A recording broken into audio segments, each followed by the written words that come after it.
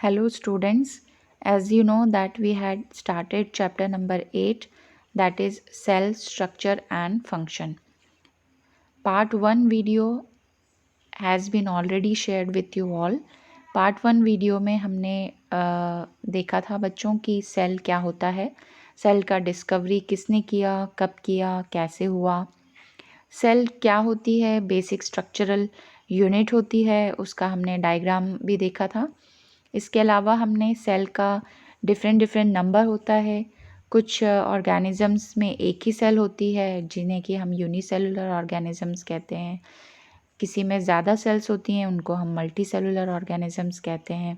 इसके अलावा हमने सेल्स के डिफरेंट शेप्स को भी डिस्कस किया था। ये पिक्चर आपको दिखाई दे रहा है यहाँ पर। शेप्स के अलावा बच्चों हमने सेल का साइज़ क्या होता है इसे भी डिस्कस किया था।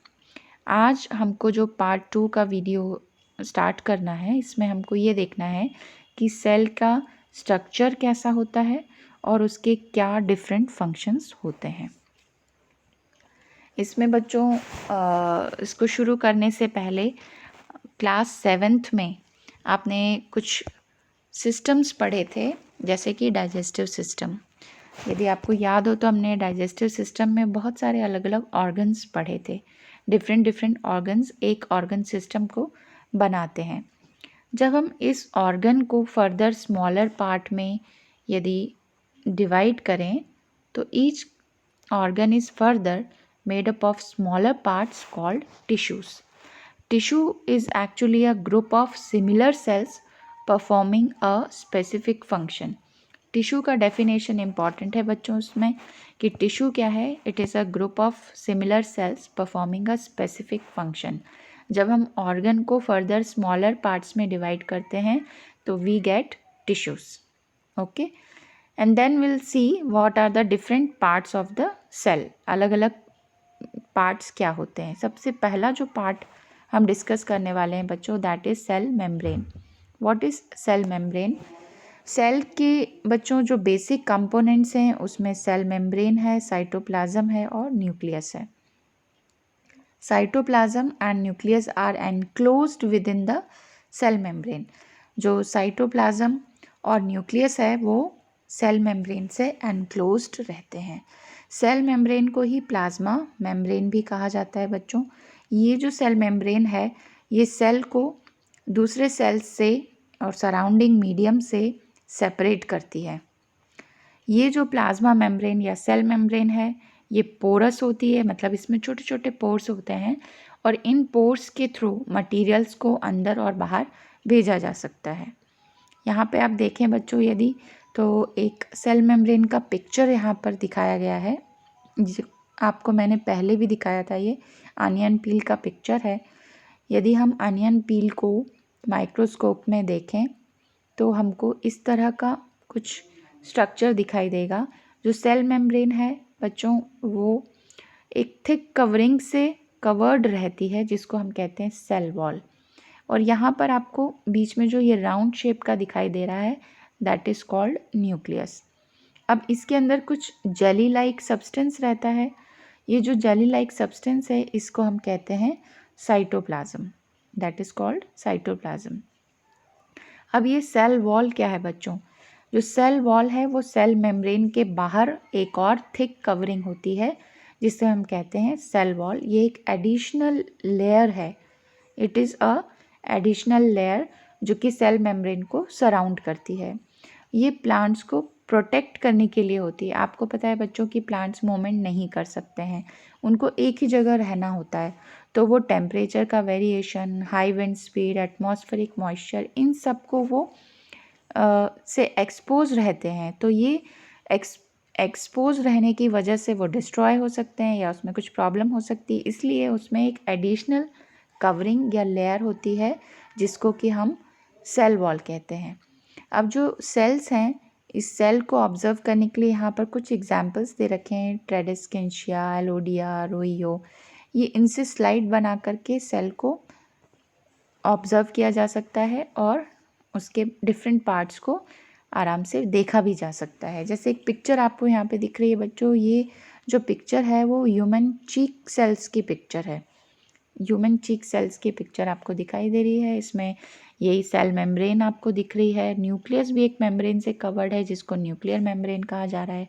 यहाँ पर एक लिक्विड है, इस लिक्विड का नाम है cytoplasm. This is nucleus. Cytoplasm बच्चों एक जेली लाइक सब्सटेंस होता है जो कि सेल मेम्ब्रेन और न्यूक्लियस के बीच में होता है। यहाँ पर हमको और भी कंपोनेंट्स दिखाई देते हैं जिनको कि हम सेल ऑर्गेनेल्स कहते हैं। ये जो सेल ऑर्गेनेल्स हैं जैसे माइटोकॉन्ड्रिया है, गोल्जी बॉडी, राइबोसोम्स, ये सब आप लेटर ऑन आगे की हायर क्लासेस में पढ़ेंगे। Next we come to nucleus. Nucleus is the very important part of the cell children.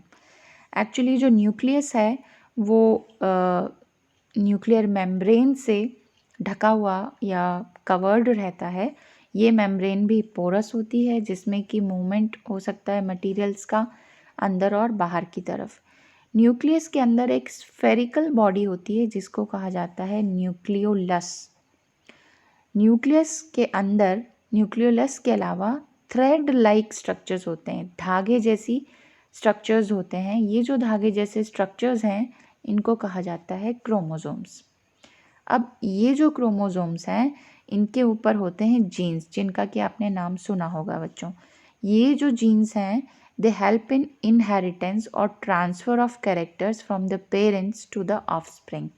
आप कहते हैं ना कि यदि फादर की आइज़ जो हैं वो ब्राउन हैं तो बच्चे की भी आइज़ ब्राउन हो सकती हैं। That is all because of the genes. ये जो जीन्स हैं एक्चुअली ये ही कैरेक्टर्स को वन जनरेशन से दूसरी जनरेशन तक ले जाते हैं।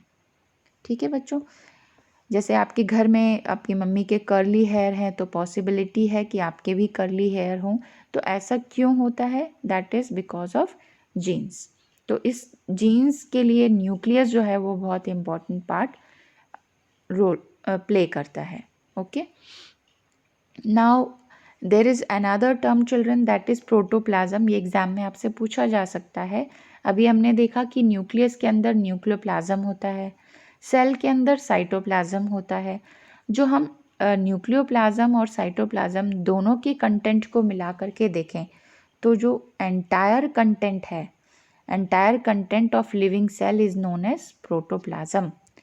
जो पूरा कंटेंट है उसे प्रोटोप्लाज्म कहा जाता है। Now we'll see here in the box you can see children two terms are there. These terms are very important. First is prokaryotic cells and then eukaryotic cells. अब ये prokaryotic और eukaryotic cells क्या हैं children? Pro word यहाँ पर जो है वो primitive को indicate कर रहा है और U means true। यहाँ पे eukaryotes में U का मतलब है true। तो prokaryotes क्या हैं? prokaryotes जो हैं वो ऐसी सेल्स हैं, ऐसी सेल्स की बात कर रहे हैं इसमें हम जिसमें कि वेल ऑर्गेनाइज्ड नहीं है, कोई न्यूक्लियर मेम्ब्रेन नहीं है और सेल्स में न्यूक्लियर मटेरियल नहीं है, तो हम उसे कहेंगे प्रोकैरियोटिक सेल्स। मतलब कि यहाँ पर हम ऐसी सेल्स की बात कर रहे हैं जो कि अच्छी तरह से ऑर्गेनाइज नहीं है, उसमें सारे कंपोनेंट्स नहीं हैं, तो ये प्रोकैरियोटिक सेल्स हैं। और यूकैरियोटिक सेल्स जो कि वेल ऑर्गेनाइज्ड हैं, उसमें न्यूक्लियस है, न्यूक्लियर मेम्ब्रेन है, तो इस तरह की सेल्स को हम कहते हैं यूकैरियोटिक सेल्स।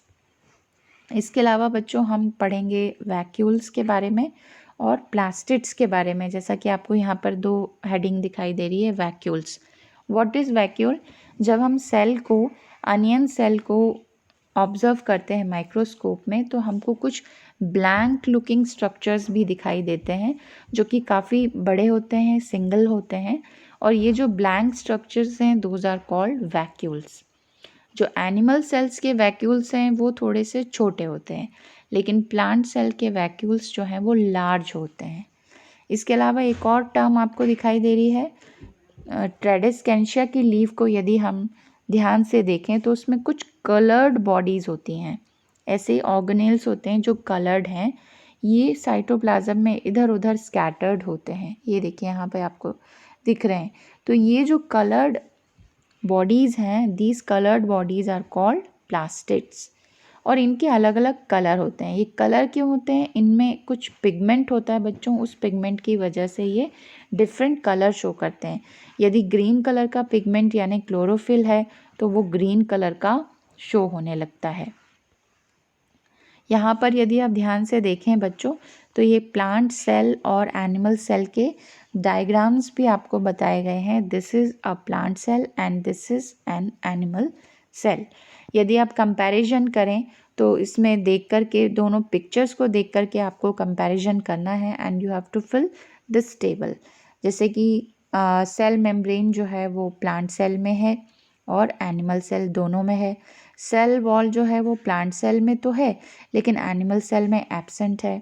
इस तरह से nucleus, nuclear membrane, cytoplasm, plastid, vacuoles, इनके बारे में आप ये दोनों पिक्चर्स को देखते हुए कंपैरिजन करेंगे।